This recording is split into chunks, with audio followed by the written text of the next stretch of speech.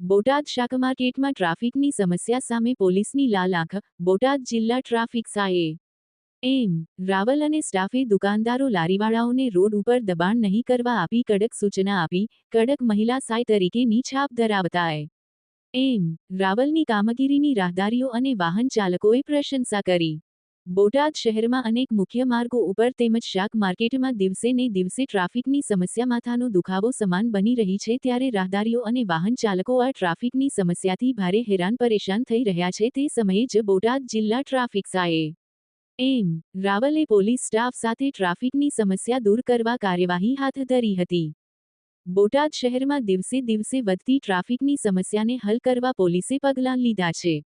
રસ્તા અને ફૂટપાથ પર ઊભા રહેતા લોકોને કારણે નાગરિકોને ચાલવામાં મુશ્કેલી પડતી હતી. ત્યારે બોટાદ જિલ્લા પોલીસ વડા કિશોર બળોલિયાની સૂચના મુજબ જિલ્લા ટ્રાફિક સાએ એમ રાવલ અને સિટી ટ્રાફિક સાય ચૌધરીએ સ્ટાફ સાથે શાકમાર્કેટ વિસ્તારમાં કાર્યવાહી કરતા રોડ ઉપર દબાણ કરતા દુકાનદારો અને લારીધારકોમાં ફફડાટ ફેલાઈ ગયો છે. પોલીસે વાહનચાલકોને ગાડીઓ વ્યવસ્થિત પાર્ક કરવાની સૂચના આપી હતી.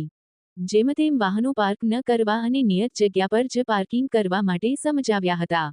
આ સાથે લારી ગલ્લાવાળાઓને પણ દુકાનની બહાર વસ્તુઓ ન મૂકવાની સૂચના આપવામાં આવી હતી. આ કાર્યવાહીથી વિસ્તારમાં ટ્રાફિકની સમસ્યા હલ થશે તેવી આશા છે. અત્રે ઉલ્લેખનીય છે કે કડક મહિલા સાય તરીકેની છાપ ધરાવતા એમ રાવલે બોટાદ જિલ્લા ટ્રાફિક સાય તરીકે જ્યારથી એમ રાવલે ચાર્જ સંભાળ્યો છે ત્યારથી તેઓ ટ્રાફિકની બાબતોમાં કડક કામગીરી કરી રહ્યા છે, જેને લઈને બોટાદ જિલ્લાના લોકો સાએ એમ રાવલની કામગીરીની પ્રશંસા કરી રહ્યા છે. રિપોર્ટર વિપુલ લુહાર, બોટાદ.